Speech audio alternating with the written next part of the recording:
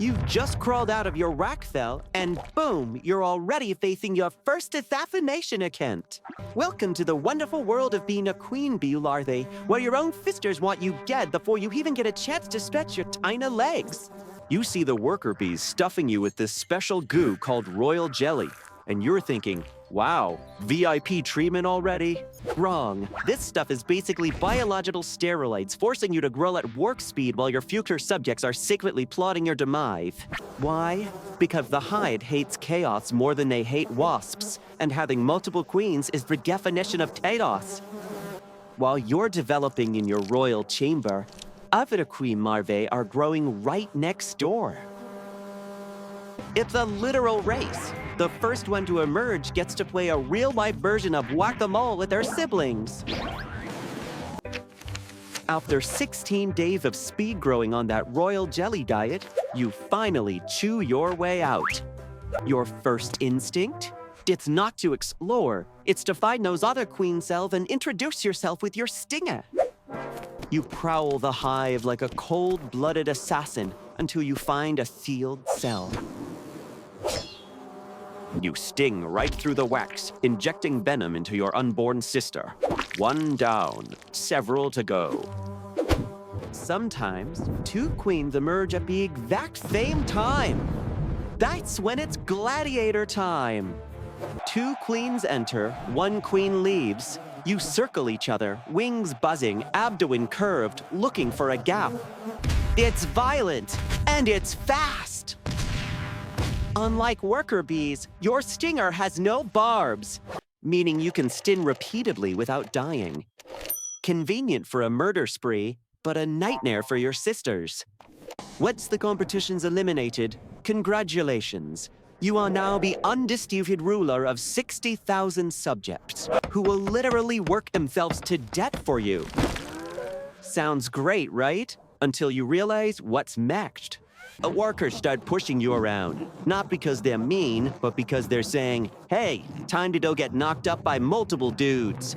They shove you toward the exit for your nuptial flight. You've never flown before, you've barely walked.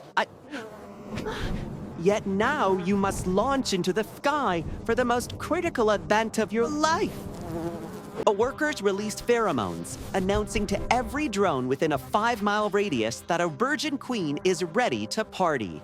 You take off, and suddenly you're surrounded by hundreds of male bees. This isn't a romantic courtship. It's a high-altitude chase, where only the fastest and strongest drones get to pass on their genes. But here's the weird part. When a drone successfully mates with you, his reproductive organs literally explode and break off inside you. He falls to the ground dead, and you just keep flying, looking for the next victim. Back at the hive, your career as a biological factory begins. You're pumping out up to 2,000 eggs per day during peak season.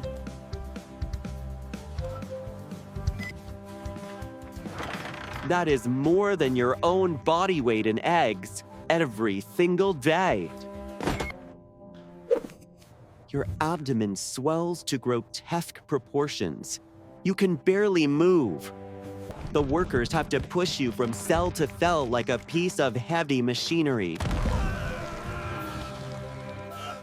You have no coffee breaks, no weekends. You just lay eggs, eat pre-digested food, and release pheromones to keep the peace. Speaking of pheromones, that's your only form of control. You pump out chemical signals that tell the workers what to do and how to feel.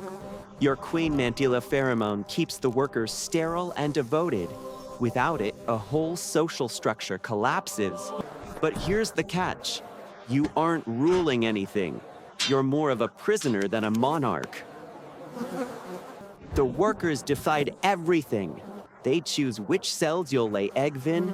They determine when the hive needs a new queen. And they decide when you are too old to live.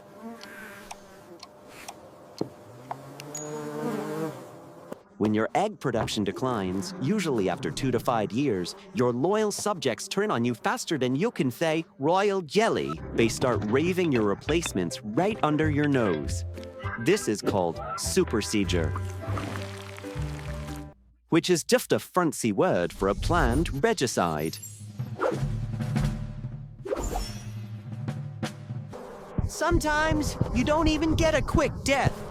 If you're sick or injured, the workers might ball you. They surround you in a tight ball of bodies, vibrating their muscles until the heat literally cooks you alive. It takes 20 minutes for your devoted children to become your executioners. So, the next time someone calls you a queen bee as a compliment, remind them of the truth.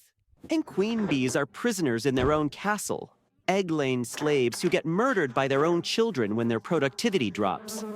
Thunweed, being Employee of the Month at your office doesn't sound so bad, does it? At least Karen from accounting won't vibrate you to death just because you missed a deadline.